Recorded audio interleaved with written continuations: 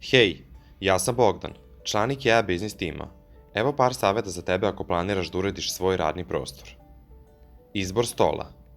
Izaberi radni sto koji će ti omogućiti da s vremena na vreme sedeći položaj zameniš stojećim.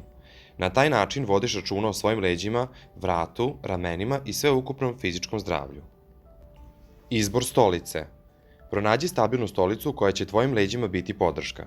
Obrati pažnju da treba da ima 5 tačaka oslonca na zemlju i da naslon i visina odgovaraju tvojim potrebama. Svetlo. Ako je moguće, postari se da imaš prirodno svetlo u prostoru gde radiš, a da veštačko osvetljenje koristiš kada je to neophodno, tako da sebi napraviš odgovarajuću atmosferu za rad. Vazduh.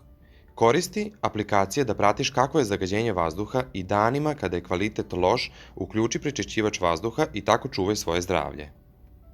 Napravi pauzu. Idealno je da praviš kratke pauze od par minuta na svakih pola sata. Ovo je dobro za cirkulaciju, kičmu i fokus. Srećan rad!